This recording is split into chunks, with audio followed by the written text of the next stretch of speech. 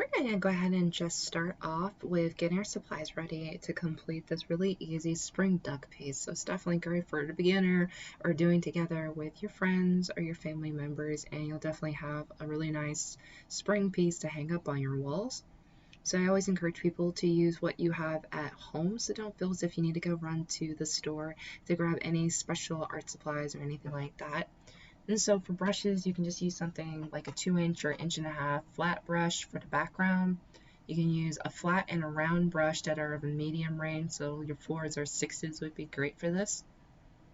And I just always have like a few little detailing brushes set off to the side to use for like doing things like the eyeballs and little details like a tear on the side of an eye and things like that. And I'm just going to go ahead and just have this 12 by 16 canvas taped down and use this one for today. And so you can use any size that you want. This will definitely fit to 8 by 10, 16 by 20, and so forth. And blue tape is definitely best for holding down this canvas. It also just releases and doesn't rip the paint or the piece of paper or my canvas, so I definitely prefer it.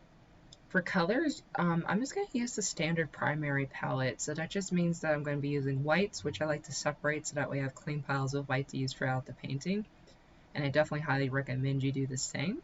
We do have a lot of pastels to mix for this piece.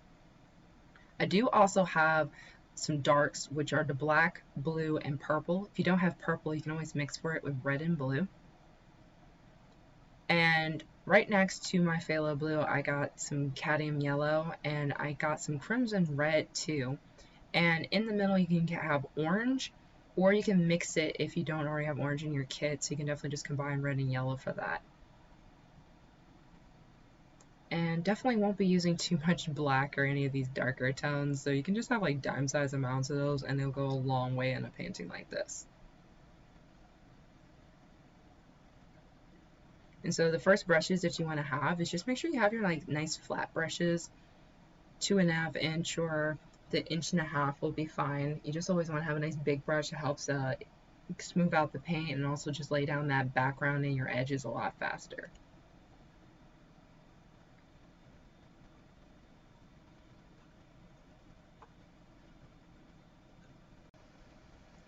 So what I'm going to do is go ahead and start laying down just titanium white here onto the background. And what you can do is just take pinches of your blue, black, and purple, and the wet white will help turn those into pastels when they lay on the background. So just lay down your white, and then you just want to take little corner amounts of blue, purple, and black so that we have some calm color tones for the background. We'll bring in some warmth when we move on to the duck. So it's definitely fair to say that this is our first layer of pastels for this piece. And blue is such a calming color, and so I definitely love combining and overlapping the blue with a little bit of some gray and some purple tones and seeing some lavender popping up now. And it's fair to say I can definitely overlap and kind of adjust as I see fit. So if I want more white or a lighter area, you can just grab white, and while the paint is still wet, it's very workable, it's flexible, so you can definitely put some darker tones back in. You don't have to wait for it to be completely dry in order to do that step. And so I would do just, 1 or 2 coats to get it really nice and glossy and well coated, and you shouldn't see any like white dots or anything like that popping through. And don't be scared to paint right over that tape. I promise it'll let go at the very end if you take it off. And so I'm just going to clean off that big brush because I'm just going to move down to some smaller size brushes for these next few steps. So you can definitely just push your medium sized flat or round brush up because we're just going to do a bit of color blocking and shape building in order to get the duck position where we want it to be in this composition.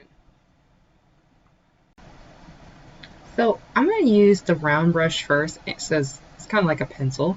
And I'm just going to sketch in really quickly where we want the duck. So I'm thinking I'm going to leave at least 3 to 4 inches at the top for just some open space, and then that way the head can take up about half of the rest of the space, and then the body can just kind of flow on down to the bottom of the canvas. No need for feet or anything like that in this piece. So I'm thinking about 3 or 4 inches here at the top. And then I'm just going to go ahead and continue using the same brush, and what I'm going to do is do a U shape, and then I do like a letter M, or like 3 crescent moon shapes with the bottom half of the beak. So like a triangle, and then what you can do is just come back in and put in some of those smaller differences that will turn it into a beak. And once you have a beak shape, the head shape really just goes around it. So I do like a rectangle for where the top part of his head's going to be. And then you can just use like the letter C shapes that come around on both sides to shape out the cheekbones, and then 2 little hills on top to round out the top part of his head. Almost like a nice letter M shape. And you can just fill in after you've done sketching, so it's fine if you're seeing a lot of negative space. We're just in the planning phase, so definitely don't be scared to change anything, make something bigger, make it unique. And once you have those little cheekbones, and you can go ahead and do 2 larger C shapes or a parenthesis mark, but you definitely don't have to do them neatly. You can be a little bit messy because this is intended to look like feathers at the end. So I don't need a clean C shape, so I'm just gonna make sure I got a little bit of a belly and everything else, toughened it up, but we'll work on those textures as we keep going. But once you have the head shape done and the body shape, you can definitely fill in. And I don't need to completely fill in. I'm going to actually use a secondary color to fill in all the feathers, yellow probably. But what I'm going to do is take gray to fill in the beak, and then I'm going to use white in order to start on the body. And I haven't switched brushes. I'm just going to continue using that round size brush in order to do this step. And I could just clean off this brush, and I'm just going to lightly fill in with white and allow that to set up, so that way I can add another color tone to this piece. And it might take more than one coat, just like with the background. Lighter colors tend to be more transparent, so that's absolutely normal if you feel as if you need to lay down some extra coats in a few areas. And it probably help build up some more dimension and texture as well by having some whites that are transparent or fluffier than others. And you just let it sit for like 2 to 4 minutes. You can always fan paint to make it dry faster, or sometimes I break out a blow dryer, but you definitely don't want to do too much, so that way it doesn't like peel or irritate the paint. But once it's dry, you can definitely reevaluate, look around this piece, and add wherever you see sections. But you'll definitely notice that there's a few areas that you can still see the background coming through. And I'm planning on attacking those with a little bit of extra yellow and white in order to balance it out and also add some more texture. So what I'm going to do is go ahead and use the same brush, but I'm going to load up with yellow. And a trick is, if your yellow is acting really super transparent, you can actually add a little bit of white to yellow, and it'll help it appear a little bit more opaque in areas. So I don't want it to be too transparent. I definitely want some brights and some lighter yellows, but not transparent. So I'm just going to go back through the whole body just like I did with the white, and definitely purposely aim for some of the areas that you skipped for white. And I'm just going to go ahead and paint in the yellow feathers all across the whole body. I'm going to add some funner color tones later, but for now I'm just trying to get the body filled in and make sure it looks solid and contrasting greatly from the background. And I haven't really returned to the beak just yet, but that gray covered pretty nicely, and I shouldn't probably need too much paint in order to get a nice silvery tone to the beak.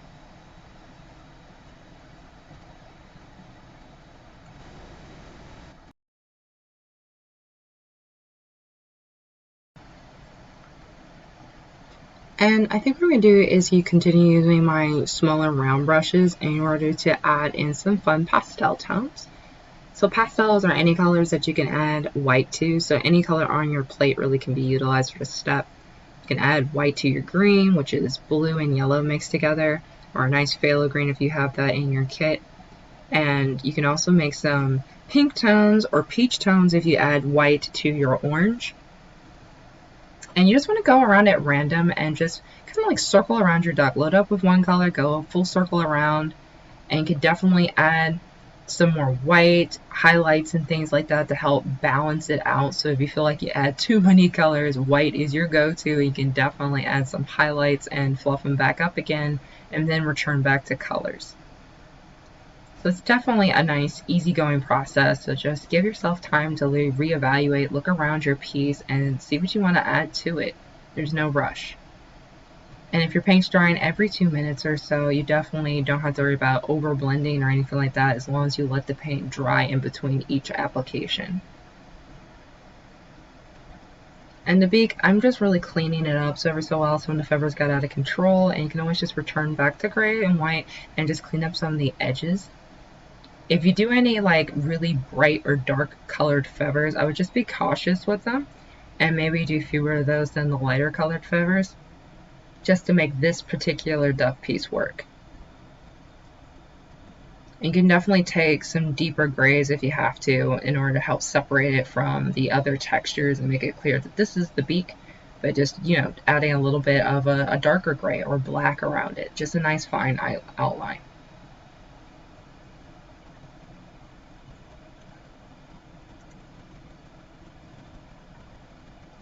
And definitely don't like think you can't like snack and eat while you paint. You definitely love pieces like this because you can definitely be finishing lunch or something on the side while you're waiting on something to dry.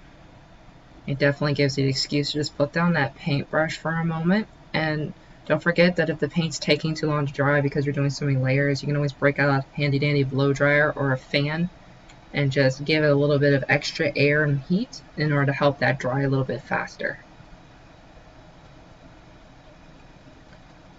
And then once you have it dry, it's definitely a fair game to go in there and just add whichever colors you want. And I'm definitely always usually returning back to the body color of white and yellow to make sure it's the majority color. Not really trying to aim for a rainbow duck, just a duck that's celebrating spring. It definitely also help add to the texture in this piece by just taking your time and go on just the outer edges in order to add in some shorter feather textures and things. And I'm just really flicking the brush when I'm doing those kind of textures. You definitely are not drawing. Allow that brush to do a little bit of the work and leave just a nice impression of a feather shape. And just in between some layers, you know, add some heat, fan it with your plate. Because at this point, we've got so many layers going on in this painting. But after we're done with this piece, I definitely like to progress and outline a few other details in here. But I'm going to definitely just work with a smaller size brush so you can clean off any of your medium sized ones, because we're just going to progressively keep working smaller and smaller. So I'm just going to get out my little bright brush. And with a little bit of black, I'm just going to go ahead and concentrate on the body first and then the face. And so these little black marks are gestural because I just want to be clear about where the shape of the body is at and separate from that background. So you definitely don't have to connect all the dots. Just really helping to affirm where pieces of your duck are at. And just be sure to let that dry a little bit. An alternative too that you could have done if your piece is dry enough, you can definitely use paint markers, oil-based or just regular alcohol-based markers to go back on top of them, and especially chisel pointed ones will also work really well on top of textured acrylic paint. Since it is almost like plastic and a little bit rougher on the surface, the wider the tip, the better it is for control.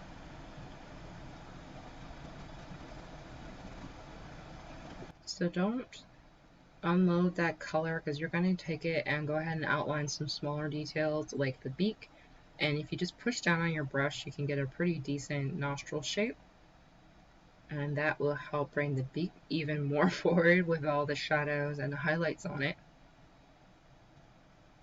And this is a really good place to be because if you got a nose, usually you can find where you want to put eyeballs at very easily.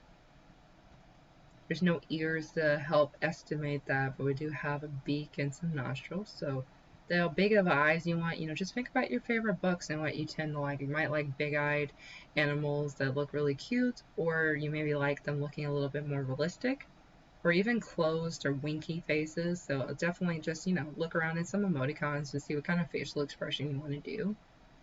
And I think today I'm just going to go with a simple wide-eyed, kind of bright and wide awake look. So I'm just going to do some ovals.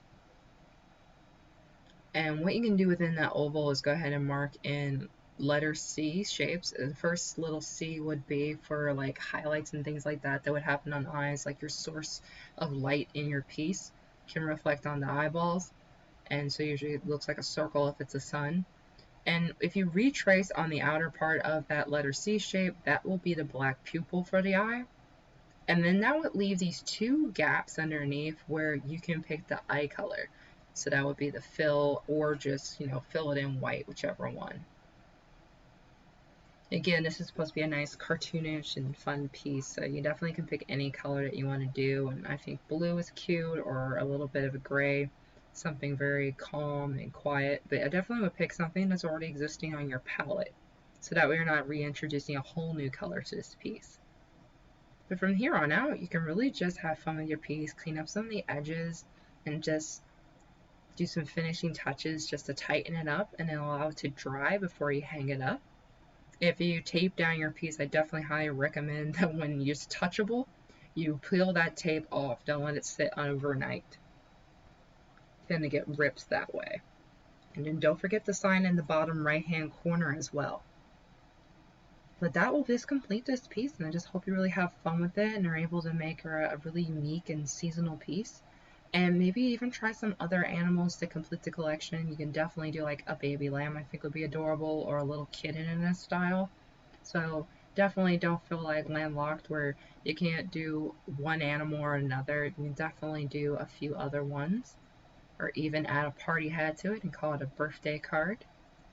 But you definitely just want to, have fun with the piece and challenge yourself. You never know what you're able to accomplish until you try. And thanks for joining me for another paint session.